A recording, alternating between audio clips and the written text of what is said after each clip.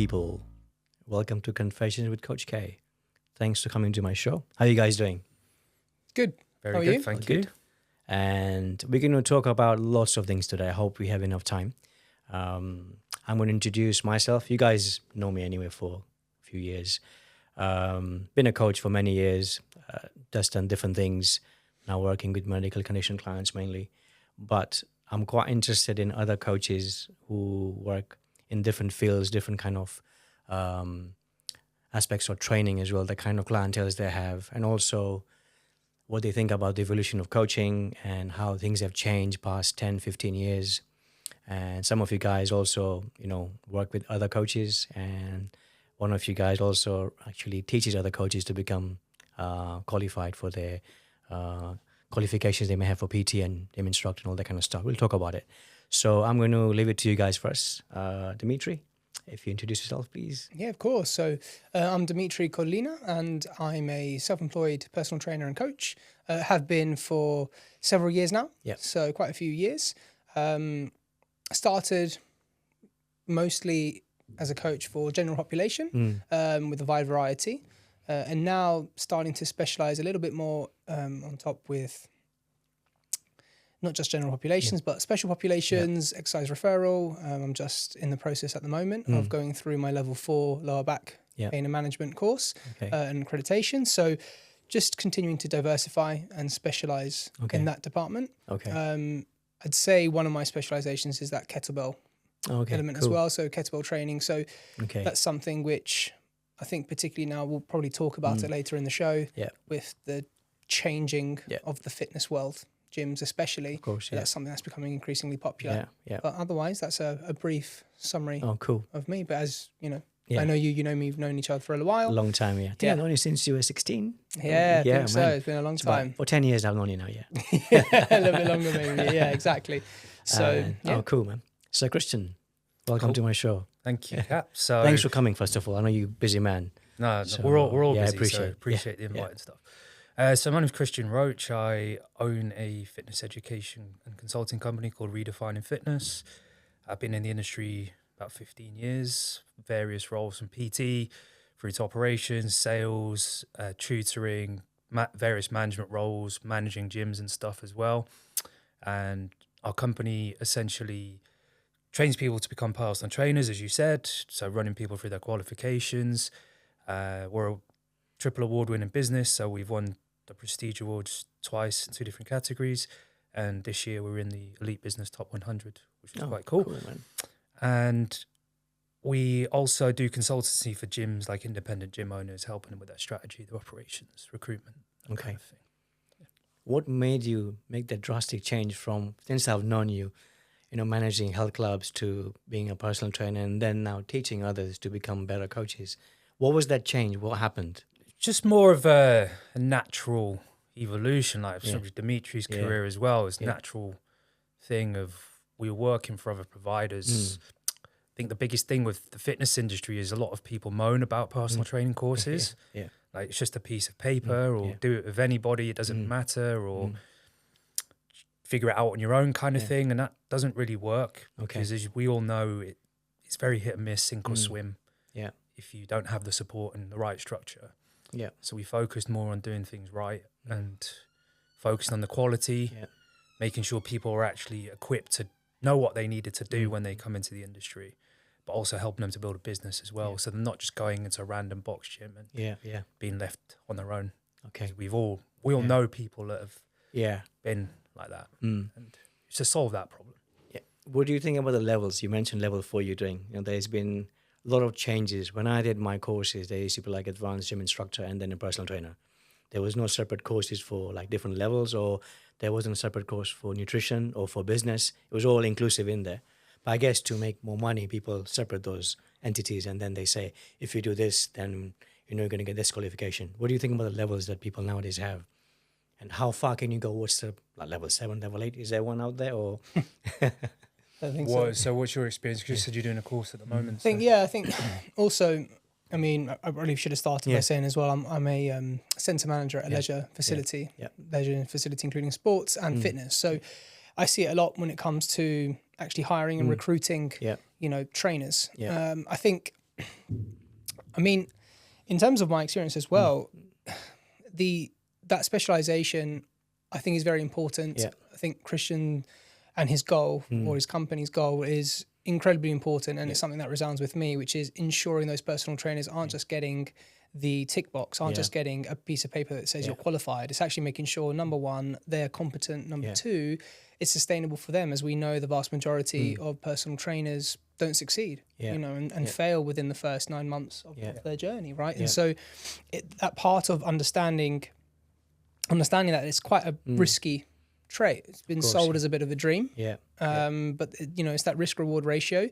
And in terms of the qualifications themselves, it has, I think, it gives the ability to separate yourself as a trainer and specialize in a field. I think initially everyone kind of starts with a big jack of all trade, and then they need to specialize a bit like yourself with your specializations, Kapil, and I know, Christian, you've got yours. And I think definitely it's a tool to give those trainers a specialization and ensure a quality standard, really. Of course. Because as we all know and have experienced, the vast majority of trainers maybe haven't got that level of quality. And so... Yeah, and just on that, there's a lot of bad advice when you start in the fitness industry, like specialize straight away. But there's a lot to be said for being a generalist for a couple of years to figure out what you're good at, what you're not good at, what you need to do, what you like.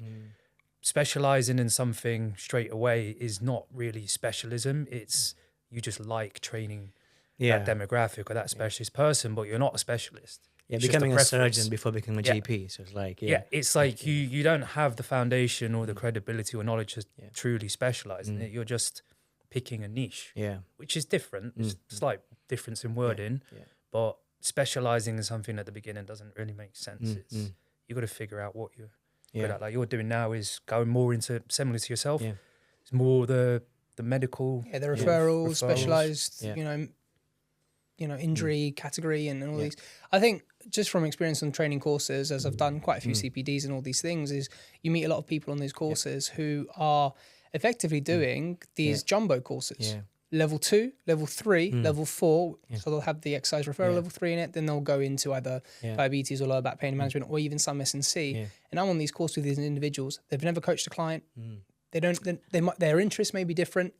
They have. It might be a career change, which is fantastic. But they're just getting these massive jumbo packages, and some companies still offer these huge jumbos. And as Christian says, I think it's really important. Once you qualify, spend a bit of time perfecting your craft, finding your lane, and refining your skills. And then go into your specialization, which you feel then you can. Or a specialization to start to become a specialist. I think like anything, skill mastery takes a long time. So of course you need to hone those skills. But do you think I've had qualifications, I've done courses since 2002. I keep doing things. But I think with PT, because we work with human beings and we are changing their lives, whether it's mentally or physically, I think like airline pilots or other jobs where they get retested for their skills, how good they are.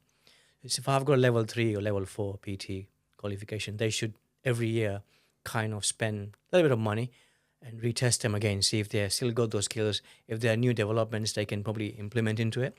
And I don't know, in your case, have you failed people where they come back and you fail them again, but then third time they passed? Or your goal is, I'm going to train them in such a way that they won't fail? Yeah, it's a good question. I think the retesting thing is an idea, but the implementation of it is actually very difficult. And it's also potentially getting the people that put them through in the first place are the ones testing them again, which just maybe compounds the problem. It's a bit better regulated at the moment than it used to be, but in terms of the failing question, we're quite honest with people, so we don't just pass people and say it's a 97% pass rate because we're ticking a box. Like I referred somebody last week, one of my tutors did a few weeks ago, but it's more the development of this is what you need to do, this is why we've done it like this, and this is why it's your grade, and then this is what we're going to do to help you to fix it or to improve it. And a lot of them, if not all of them, take it on board and go, they understand it's part of the process. You don't learn anything from going, it's sort of okay, we'll tick it. It's going, well, if I put you in front of a client, then then yeah, of course. Yeah. would this actually be any good? Is it safe? Yeah. Is it making sense? Yeah. Is it relevant? Yeah. All those sorts of things. Is a client mirroring you? Is a client understanding what you're doing? And a lot of it is the communication skills, which is why I think most PTs lack communication skills. Their phone manner's terrible.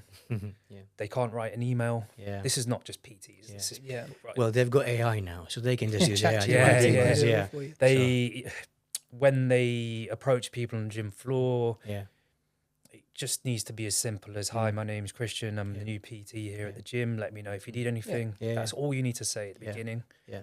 It's not trying to overcomplicate, you know. Well, I think you're right. I think on top of that, it's every potential client or new person, you know, is a potential lead, and it's being able to provide or have that personal needs of analysis for the trainer and the client to be able to actually, or that member potential client, and a bit like a sales process, isn't it? It's effectively like sales, and so I think that's the biggest thing that's lacking in the industry, being able to, as Christian says, approach a client and actually build a rapport from a genuine place, and you know, make yourself available for them to reach out, and then if they do, and when they do, it's as you said, it's personal skills, isn't it? But it's like so many jobs, any customer service jobs, any people of jobs. Course, you need those skills. But I've kind of, maybe it's me, I've seen this when we used to work in gyms and stuff. We had instructors in the gym, so people would ask them any questions and it was fine. Now, if you ask anyone, well, book a PT, because we can't tell you. Inductions are done online, they tick a box. I've trained before, and I've seen people the way they train. I'm like, who's done induction with you? No one. I just take the paper saying that I've trained before and I'm going to carry on. If I want some special kind of training methods, or if someone wants to see my technique, I have to book a PT, which I think has changed since I used to be working for clubs. Or is it just me? I don't know. I think gyms, especially now there's a lot more competition, need to find ways to add value to members. Yeah. Gym induction is the basic, absolute minimum. Yeah. But gyms need to find ways to give things to members, whether it's newsletters, basic programs that they are generic, but that's the point of them. Yeah. Because there's nothing wrong with generic if it serves the right purpose. Yeah. Foundation. Yeah. Yeah. So things like workshops on technique. Yeah. I think a lot of gyms now, especially if the owners don't come from fitness, they've got this expectation of, I want to hit this many members and do this, unrealistic targets without having a really strong brand. Yeah. And a lot of franchisees fall apart within 2 or 3 years because they almost have the wool pulled over their eyes. Yeah. I've seen that. I've seen that. Yeah, of course. Yeah. And it's just that's what we go in with the consultancy as well. This is the reality. This is what we're going to do to get you to where you need to be. Yeah. And you can, but you also need to be realistic about what you're saying. And because I remember some years ago, even though you have qualifications, you might be a good trainer, but you work for a club, whether it's private or government or public sector, they have their own way of prescribing programs, for example. They may say, forget what you've learned, but we're going to do it this way because we want the people in, we want the flow of members to go through this way, so you have to abide by these kind of program adaptations. Whatever you've learned, forget about it. Don't know if they still do it. I'm like, hang on there. I've spent a lot of money. I know what I'm doing. Every person is different. I'm not going to standardize everything for that person. They can book a PT session, but in the beginning, at least I need to know what's going on and then be there for them on a journey, maybe 1 or 2 sessions. I was just going to say, I think that's where, you know, the consultancy comes in to be able to align those gyms where potentially it's people who are coming in with KPIs, numbers, who just want to get all these ticks, but they don't understand the industry. They don't understand maybe the recent trends. They don't understand all these things that, you know, we do as coaches and management experience, you know, and they come in and they actually say, you know, this is realign the goals a little bit, change the goalpost to something more achievable, you know, and tell them how to get there. So I think, I completely agree with the consultancy the consultancy is going in, auditing the gym, health and safety to a point, but what's your sales process like? What's your staffing like? What's your recruitment like? Have you got the right people in the team? Did you get the right people? Or if you didn't, what was the reason why? And can we fix that process? Retention as well, keeping them. Yeah. Do you add enough value to your members? Do your prices make sense? All of these sorts of things.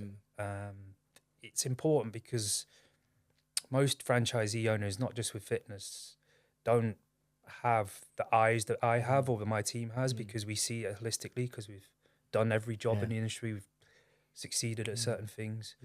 And there's a franchise model, and that's not to knock that, because they are just what they are. They can work if you make them work. Same with what you said in the gym earlier about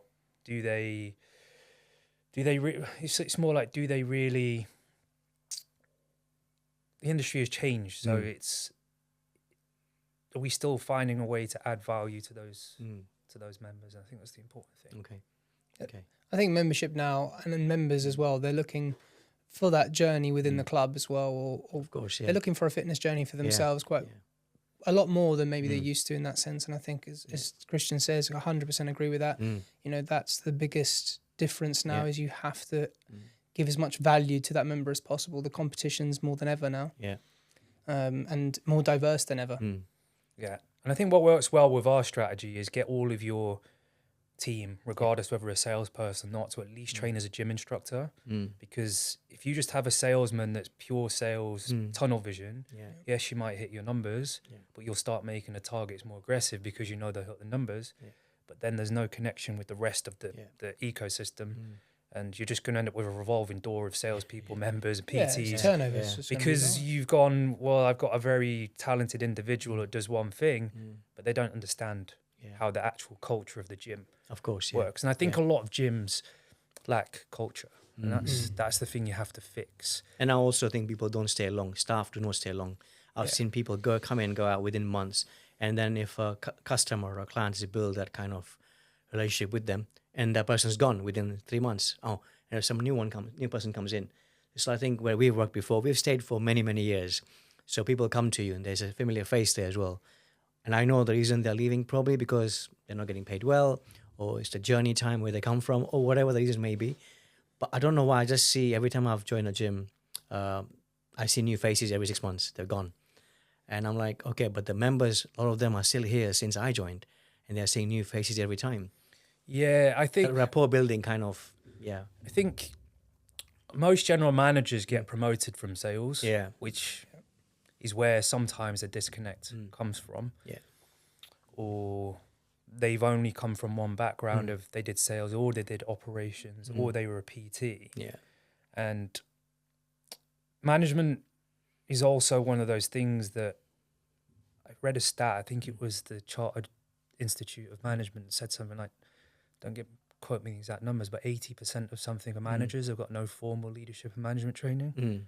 And that's where a lot of the problem comes from, is they don't understand finance, they don't understand operations, marketing, sales. They're not formally trained in it.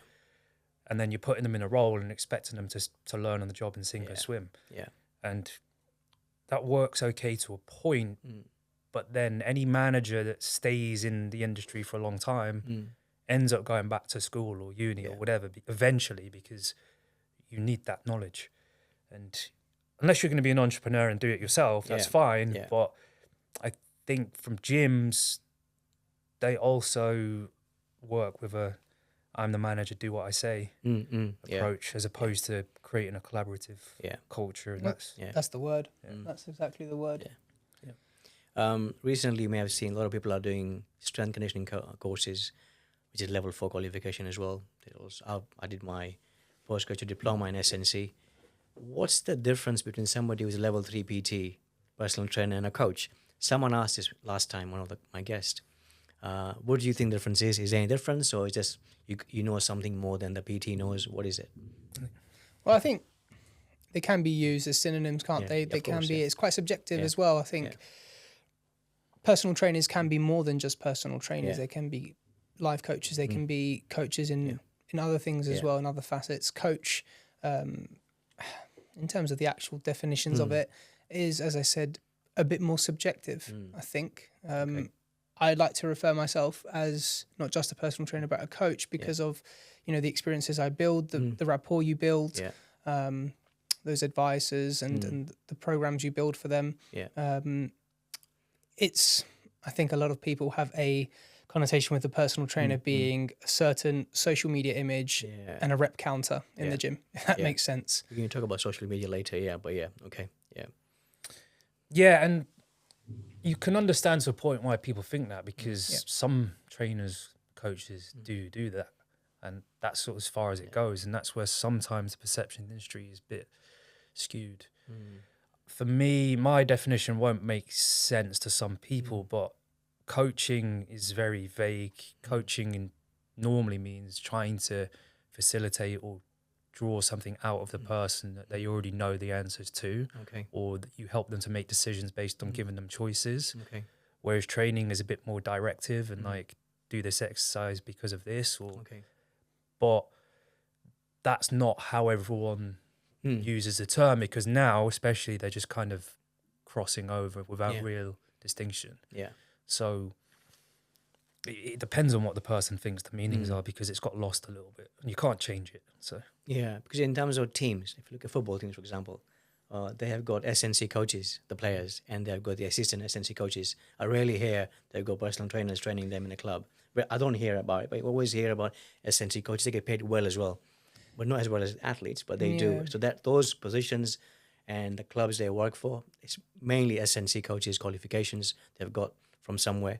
Having a PT, I don't think they will take anybody on the SNC role. That's why I always kind of, to me, it's like you said earlier, it can play both ways. I mean, we've been personal trainers, we've been level 1, level 2. I've done SNC, but I'm just gathering knowledge. So if I want to work for a football club, yes, they may take me on, but a lot of skills I've learned will probably cross over with PT and coaching as well. Well, I guess also in this scenario you gave, the coaching is collective there, because they're coaching a team. The personal side of it, originally, it will be personal training, as in that one-to-one or that bespoke training for that individual. So I guess that's where the differentiation really comes down to. I understand completely your definition of it, 100%. I agree with that. What do you guys think about online training? Because when COVID happened, everyone went online and they thought, oh, gyms are going to get bust. People are not going to go back. I'm like, no, they will go back to gyms. It's like a social thing. People like training in gyms. So it happened. They all went back. But even people now are still doing online training. I understand I've got few clients because they don't live in London, so they can't come here. So I have very few clients, but I still like to be in presence of my clients. I don't like to be behind the screen. It works for some people, I guess. But what do you guys think about it? I think it's the context. It's a tool that if used correctly, it's fine. So like if you've been training someone for a long time and then they know the techniques, that's just programming and accountability, then it's fine. I think if you're a brand new PT, like we used to get people on courses saying, right, what your ambitions are, I want to make £100,000 online coach in the first year. So, okay, good luck. Right? If you do, then you're just going to be churning out hundreds and hundreds of clients. Now, don't get me wrong, you can make 8, 9, 10 grand a month as an online coach. It is possible, but it's difficult. And it's not as easy as I'm just going to go and copy and paste, because you'll get found out quite quickly. Of course, And I'm not convinced that your brand new clients are going to get the same results than you were in person. Now, you can use things like Trainerize and whatever, and that's fine. But if you've got a library and they've got clear technique, but you've got accountability, or if, like, say, if you've been a trainer for a long time and you've moved online, it's fine. But if you're just brand new and you've had no gym floor experience and you see all these marketing guys that like, oh, it doesn't matter how gym floor experience you've got, make 10 grand a month, I'd be a little bit cautious with that, because you know what marketing is like. It serves a purpose. It's very useful. Everyone needs it. But you can get sucked in. And the irony of it is, I know a lot of people in the fitness industry, and there's only probably 5% of those people would ever use an online coach. Or have. You know? And it's like, where are all these clients? You know?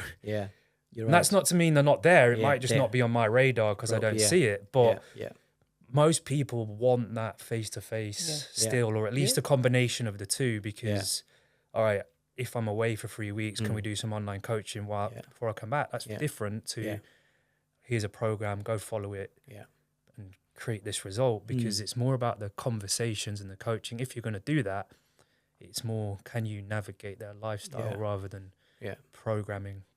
I think programming needs to be personalized properly, and which a lot of trainers struggle to do, but also realize that people need something they can stick to consistently. Yeah. And the better program is not the one that's perfect on paper, the one that can actually deliver the results. even if it's 50% of what it could be. Yeah. Over a year is better than the Yeah. perfect technical program, which no one follows. No, absolutely. Even though the programs are individual, do you reckon there are a few exercises that are probably going to be dominant in the program? They're kind of must exercises, 3 or 5 exercises. It has to be in it. We encourage the 7 or 8 movement patterns. That's like a squat, a lunge, a hinge, horizontal pull, horizontal push, vertical push, vertical pull, and some form of rotation and locomotion. Yeah. That's balance, but that's not for everyone. Of course, there might be a reason why it's not balanced. Yeah. But I think Generally, it covers most of the things. that will cover everything. Yeah. And it's fairly even distribution of muscle groups and movement patterns, but it depends on the thought process of the trainer, because there's many ways you can think. But the thing that's lacking for me is most trainers, even 5-10 years in, don't have a thought process. So when you dig into why they're doing what they're doing, they don't actually understand what that's for. Yeah. That's where you can lose clients. Do a squat because it works my legs. Right. Need a bit more than that. Are you trying to improve power to improve a jump in football? Are you trying to rehab your injury? Are you trying to build muscle from increasing muscle mass through hypertrophy? Are you trying to create stability at the end range of a joint so you don't get injured again? Like, it needs to be more than a squat works your quads. Of course. I don't know what you think of that. Yeah, no, I completely agree. And that's where these, as you said, like those are in that planning process, that's where that personal needs of analysis comes in, understanding what the client requires, and then as a coach, understanding how to program it to fit that lifestyle, to fit their personal needs, their physical limitations. Assessments are really important when you're doing those, start, during, after, potentially as well. And so you are, yes, you'll have, I completely agree, you've got those 7 or 8 movements which will build the foundation of most plans, and then you go with additions, eliminations, depending on their limitations. I think to improve their quality of life, I think those patterns you mentioned, they're perfect for them. Yeah.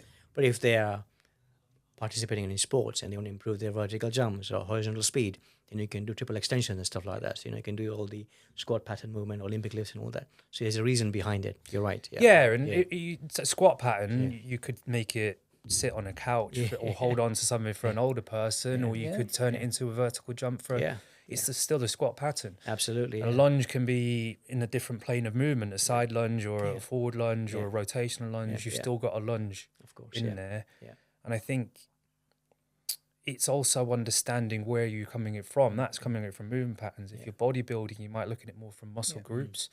If you're a movement specialist, you might look at it as planes of movement or myofascial lines. There's no wrong, but you have to have a clear thought process of why you're doing what you're doing. And I think that's the thing that most trainers lack. We try and encourage that and nail that in because programming is important. And you get people down the end that make it too strict and specific, and people down the end who've got no structure at all. And it's finding that middle ground of, can you actually progress this? A lot of coaches I've come across, they are not very good at regressions. So they find a client and they don't know how to regress them because there's things are not right. But they're so determined to progress them. They don't want to say, okay, you know what, this is not going to work. Let's go from the basics. We need to go all the way down because this is hindering your progression. But they're kind of finding it challenging to tell their client because their client may think, why am I going downhill again? It's like, why am I going back? But you have to explain to them why. And actually, I had that experience with my assessment. I was given a squash player, and I've never trained anybody with a squash player. So it was like a generic squash player, but an athlete was in front of me and who has never trained before. So my entire squash program was basically not viable for him because that guy couldn't even do a lunge properly. So I had to regress everything, complete basics.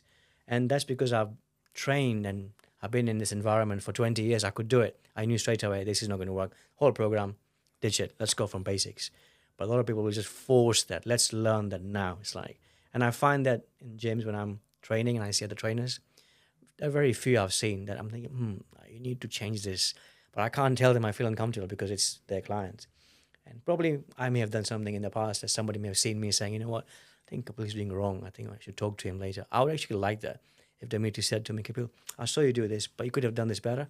Even though he's younger than me, I would still take advice. I said, oh, cool, I didn't see that. Because I want someone to tell me where I'm going wrong, whether you're younger or older, doesn't matter. And that's, I think, learning occurs. Yeah, I would go about that in the way of curiosity. Yeah. Like, why, what was the reason you were doing it like that? I'm just curious, because trainers can get a bit carried away and they can have their ego through the roof. It's like, you're doing that wrong, blah, blah, blah. And it's like, but you don't understand the context of why they might be doing that. Yeah.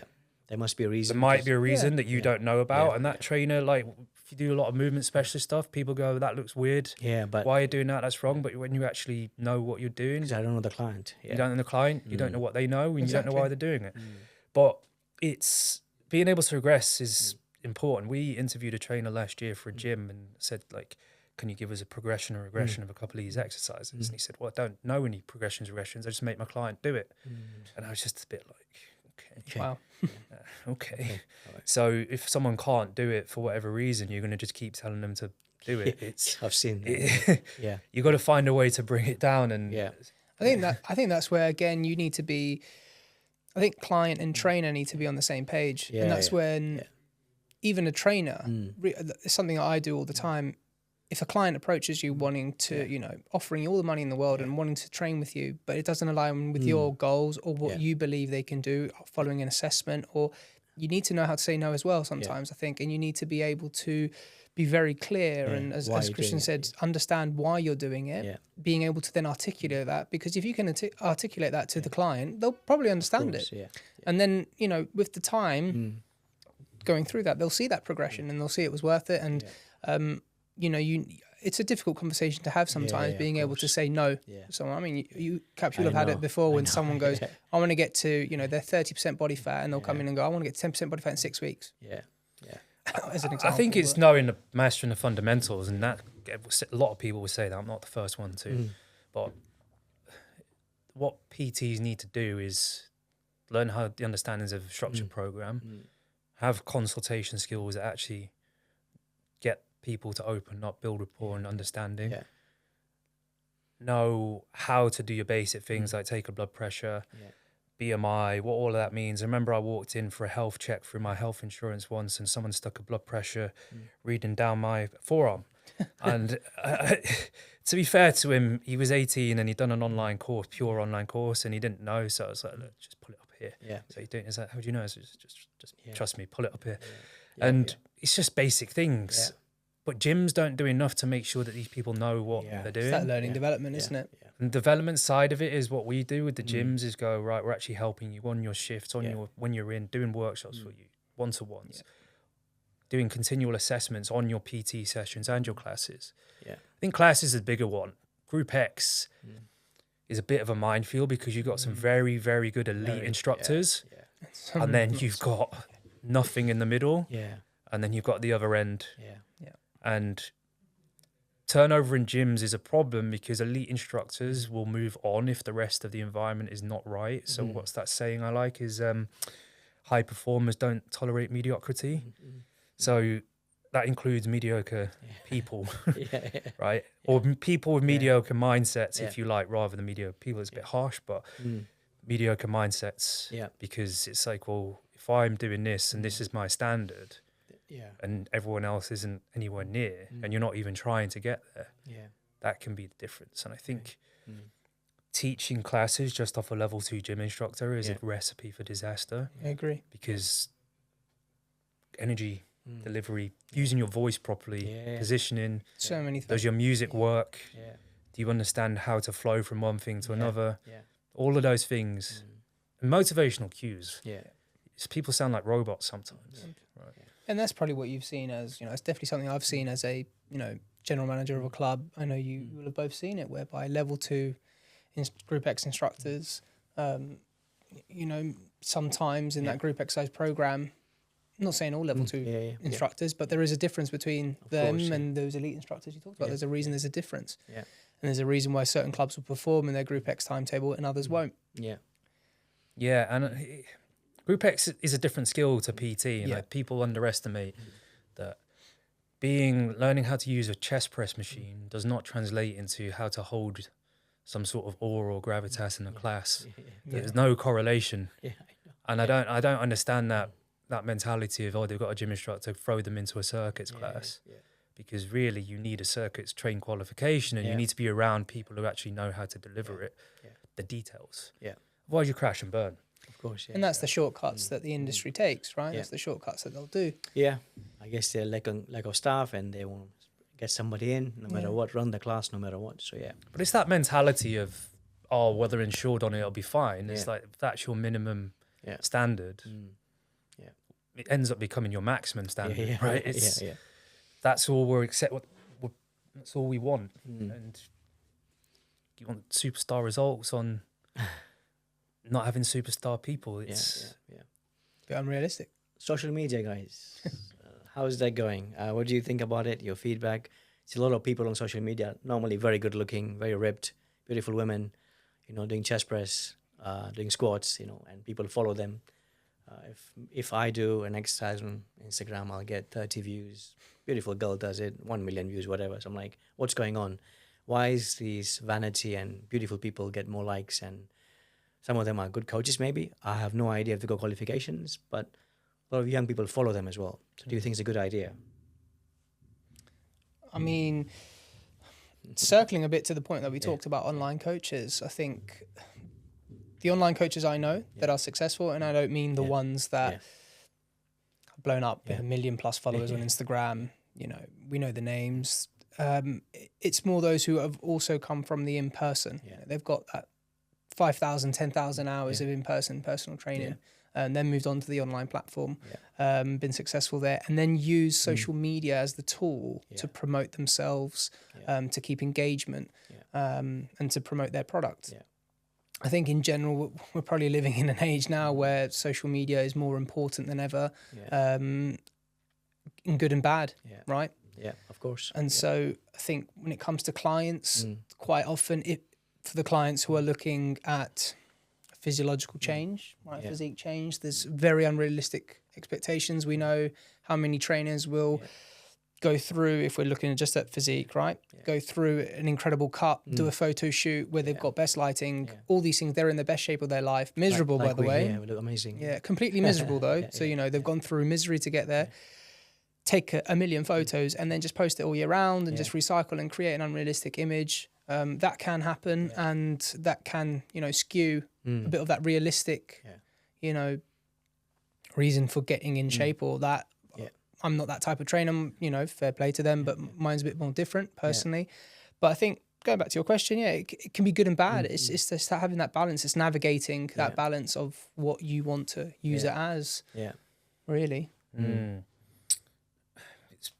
It's pros and cons. Like, I don't have a problem with it. I think everyone should have access to be able to have a voice. But the end user, it can be a bit confusing because you don't know what's legitimate information, who's telling truth, who's serving an agenda.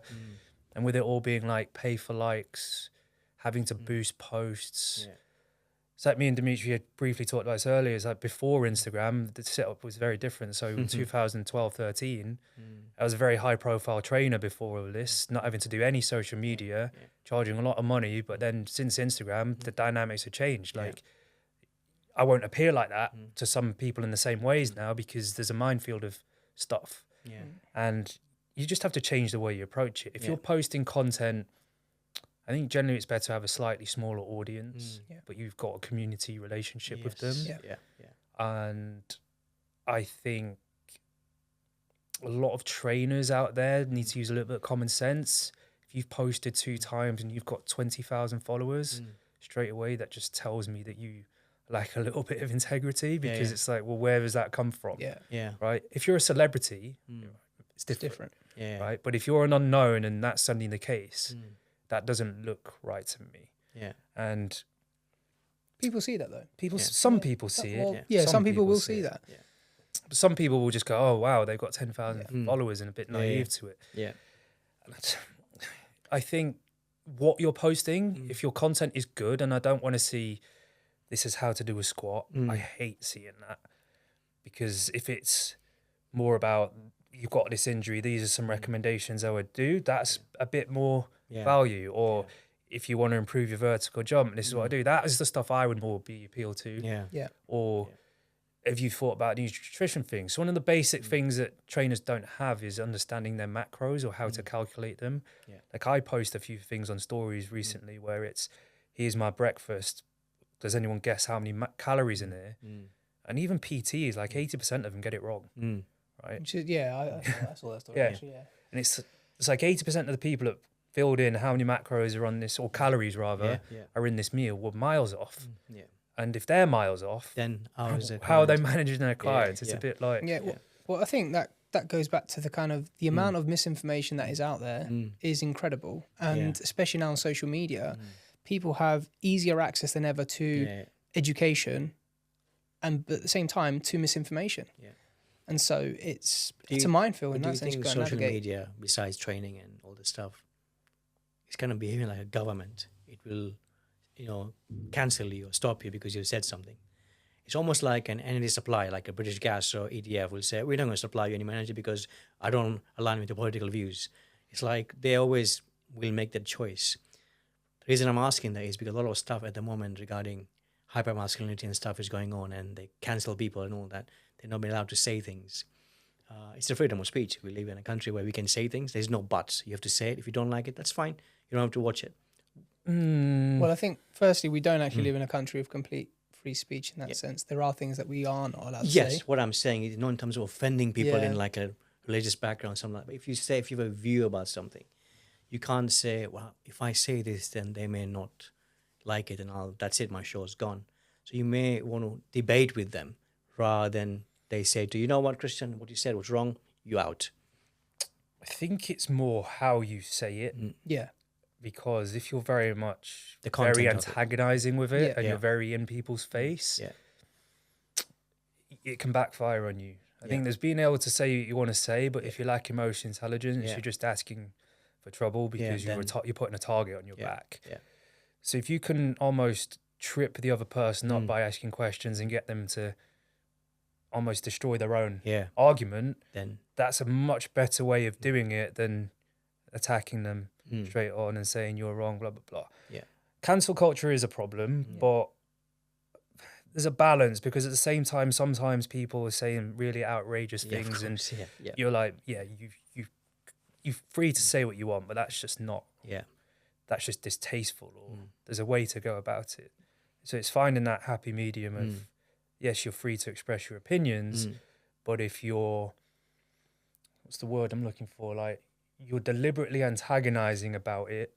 Yeah, I think that's the whole... Yeah, I guess the intent is to cause problems. Yeah, I guess that's the premise of those, security laws that Meta has, for example, and, the T's and C's that you tick when you sign up and you use these social medias is because of, as Christian said... I don't think Instagram or any other platform will ask you, me or Dimitri about our qualifications when you talk about coaching and stuff online. They don't know. They just make an assumption, I guess, that we do know.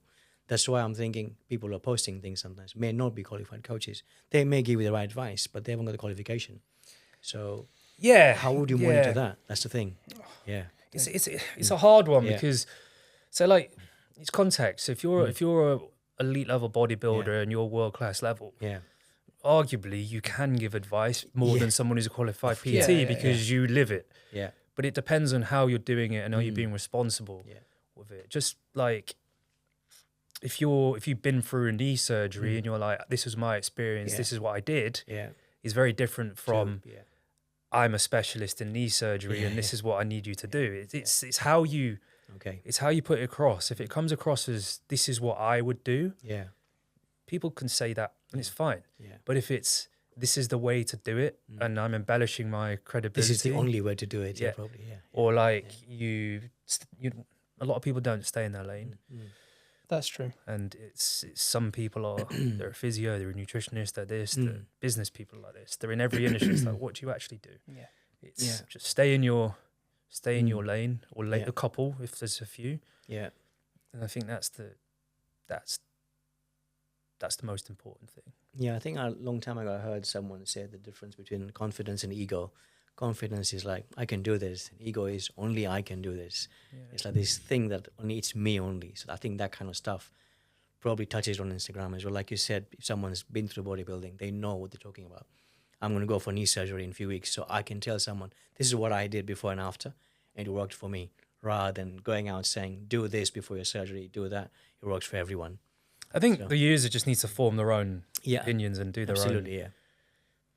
It's hard. It's hard because there's always a drawback, whichever way you look at it. But you got to make sure that you're not putting yourself in an echo chamber is the first thing. So you're just reinforcing the same opinions. It's like science, evidence-based. Okay, well, what does that mean? Is the evidence strong? Is it weak? Is the science bad? Because there's science and there's better science and there's worse science. And that science can change in 10 years' time. What they knew now will be different. So the words like that, you've got to be careful with. Well, as you said, you know, science, just by quoting something, you know, there's confirmation bias everywhere. Of course, is it peer reviewed? Is it a meta-analysis? There are other things to look at than just that word. Yeah, and most science reviews are either pay to prove or disprove something, which is fine. That is what it is. But it's understanding that and going, if something is, I mean, it does happen. There are companies out there that try and create neutrality, but you just got to be careful with those words. And I'm for science. You should research stuff. You should try and get it backed. You should try and get it proven again and again and again. But also, the purists will go, well, it's not scientifically backed by research. It's like, but there's some things you can't research. It's not ethical to do so. It's common sense. Or just because it's not proven yet doesn't mean it won't be when someone actually funds the research. So also, who's funding the science as well, what their agenda is as well. So that makes a difference. Yeah, and it's hard because science is its own minefield, but I am for it. But you need to be responsible.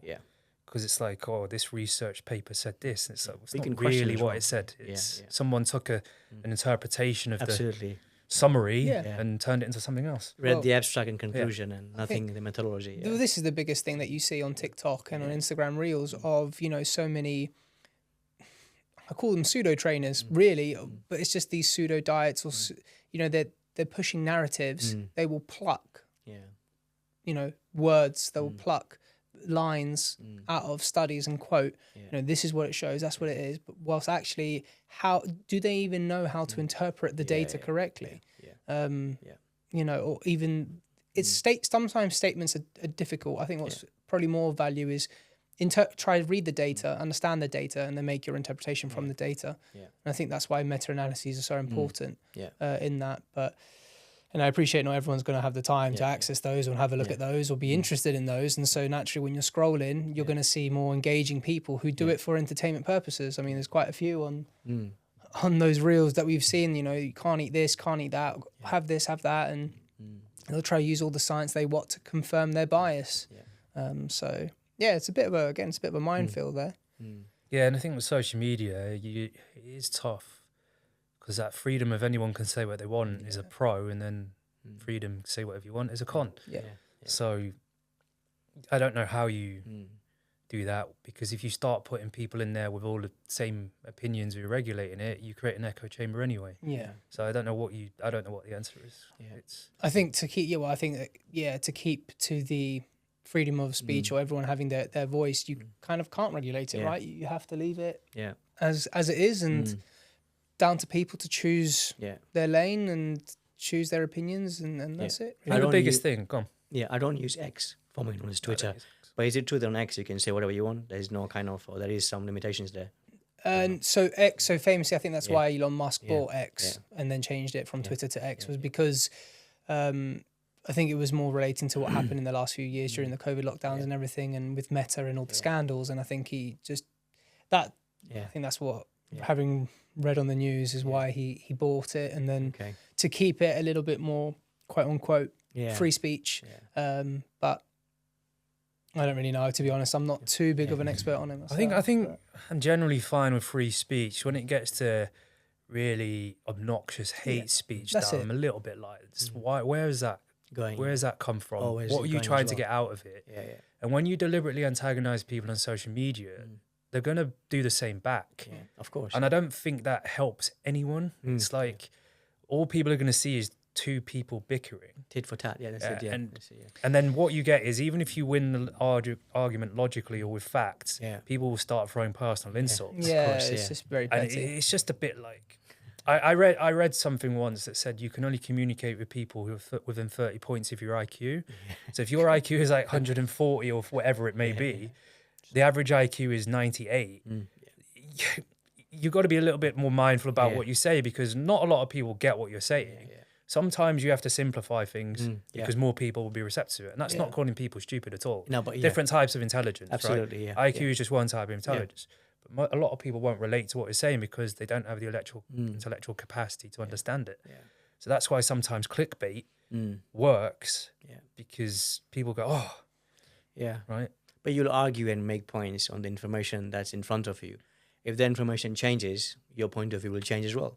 So you're basically saying things from what you have, and then that's going to change again. And then you've basically, like you said, having arguments over and over again. That's why I'm never online. There's no point in me wasting my time and energy. I'd rather improve myself and other people and do things out there than just argue all the time with people, man. It's never going to be an end to it. But I think it's where academics in fitness struggle, because it's very data, science, fact. And that's fine. Like, those are all good things. But when you don't understand that that's not relatable, a lot of people don't actually care that much. And you can't translate it into a way that most people understand or are interested in. There's this agenda in fitness that is like, if you don't have a master's degree, you are not credible. I think it's complete nonsense, personally. It's Trust me, man. I've met some people in my life who have got, I'm not going to mention names or whatever, but they've never trained before, trained anybody else, and they've got more qualifications than I have. And I'm looking at them thinking, how did this happen? It's because of whatever reasons, they got it done for different kind of agenda. And I'm like, people will judge you for your qualifications without knowing the experiences, what you've done. And that's why I've come across people who've got less qualifications than me, and they actually are really good. Just the opportunity was not given to them, or they didn't get to where they wanted. And there's some who are not as good as me, but they're doing so well. I'm thinking there's always this kind of imbalance there. But I'd rather not focus on that, focus on myself and people I work with. And I think I've known you guys for years. So people around me, I think they say you are the average of 5 people you know. So we're always continuously learning as well, doing things, because we want to learn. We want to find out what's going on. Where, what can I do to improve this? My next question was, what's the future for coaching and people training? Is there going to be something different now? Maybe in 10 years' time, that's going to change the way we train, including AI as well. I think AI will catch out a lot of trainers in the next few years. So that's why you have to keep improving. I think a lot of trainers who've been in 10 years and still sitting on the level 3, going to walk into a few problems soon. I don't know what you think about that, but I think, definitely. I think that's where the learning and development comes in. You need to ensure, it's that self-accountability that you give yourself as a trainer to be able to constantly improve, learn, because the industry is constantly evolving. On a personal level, that AI and these mechanisms will provide a huge challenge and catch a lot of the mediocre and poor trainers out for sure. I think at club level, already the environment's changing massively when it comes to, the type of gym. You see it all the time. The kind of the new independent boutique or franchises that open up, and the budget gym industry is different to what it used to be. The premium gym industry is different. The middle ground's the one that's most affected, the middle bracket. So it's a constantly changing landscape. And I think what's important is that we become adaptable to it. As trainers, we hold ourselves accountable, adaptable, and then improve. Yeah, and I think you're right. The middle bracket is getting most affected because there's a lot of premium gyms. Some of the likes of Third Space, for example, are growing, which is cool. Like they're adding more sites and stuff, but then you've got the budget gyms or the lower end gyms growing as well. I think Pure Gym now is something like coming up to 400 sites. So that middle bit is a tough ground to navigate, and that's where a lot of these independent gyms fall into, which is where we come in, because it's like you got to fight both ends of that spectrum, because your members are the ones who want neither of those things. But they want some value for what you're putting across. And a lot of these boutique group X classes are quite expensive as well. Yeah, absolutely. Especially in London, something like £200, £300 a month. Which is premium price for, your Third Spaces and things like that. So it's like if you're only getting classes for that, but another gym is letting you have classes, a spa, a sauna, a pool, you're Rock like, climbing, it's an all of it, easy, Yeah. it's Easy an win. easy choice. Yeah, easy You win. know, what are you getting for that money? So I think pricing is it's understanding that, because people might stay for 6 months, but then they realize that they're probably overpaying sometimes. But I think with the technologies or the evolution that's going to be carrying on happening as well, I still think that one-on-one connection with human beings, being compassionate, empathetic, understanding them, that if you have that, things can evolve or not. You will have people with you, they'll stay with you and they'll trust you, and because you're making a change in their lives. I think that human connection is still going to play a huge part, whether AI happens in the industry of fitness or not. And I think that has played in my part, my experiences. As a one-man company, as a trainer, I only coach a few clients who've been with me for 4 or 5 years. Now, any gym having a member for 5 years, it would be a dream for them to have somebody pay them monthly fee for 5-year retention. Yeah. As a coach, it makes me happy that, oh, they stayed with me. There are other coaches out there, but they still stayed with me. So I think that human connection will probably play a huge part, no matter what technologies will change or not. So I think that's my view. I think you'll always have the demand, is in that there'll always be a demand for personal training and so, like with other things, physiotherapy, and there's always demands for these things. It's just being able to navigate the space. Some personal trainers, their model's different. Their model's based on new clients. So that they're transformation specialists. So they're 12-week client blocks basically, and then it's just a constant revolving door because that's their model. Others, like yourself, Caps, you said, it's that long-term game. That just, again, everything's just correlates to what we were talking about at the very start about those personal skills, the specializations, or the learning development of someone being able to capture that audience and inspire them, and then I think it's easier when it's you, because you're in control of the variables. When it's a gym, you've got different standards. It's like people haven't cleaned the gym. That class was a 6 out of 10 rather than 10 out of 10. The showers were dirty. It was busy. All of those things that nothing to do with you can sometimes make people go, I want to think about spending my money somewhere else. Yeah, of course. But where it's you, you're in control of all of that. And it's much easier to build that relationship. Whereas a lot of gyms struggle is they don't do the basics. People don't clean. I think they used to, long time ago when we used to work, they used to. Some probably clubs may do, but everything's changed, Don't say hello, they don't say bye. Those basic stuff. Basic stuff. They're not wearing uniform, or their uniform's tacky. Or their own hygiene is not good. Or you get these trainers that are like, you're eating in front of clients, whatever it is, right? It's they're on the phone as well. I've seen trainers on the phone. Well, the clients are doing the bench press or whatever. I'm like, what are you doing? I've seen some trainers that charge a lot of money and still do that. Wow. But I think though that just is a testament really to themselves. As a trainer, they need to uphold their standards. Of course, a little bit more difficult when it is a company, as you say, and there's a lot of people who will be quietly quitting all their jobs, so it's harder to motivate and all that sort of stuff. And there's a difference between sending a quick text if it's emergency, or if you're writing your program on your phone, which I don't recommend, but some people do. Right, quick writing it down as opposed to being on the phone when someone's squatting, because you see both. So if you're just doing that and then you're putting it down, it's not terrible. But if you're on the phone, then it's completely different. All right, we're coming almost to an end. How did you find the show? Is it what you expected?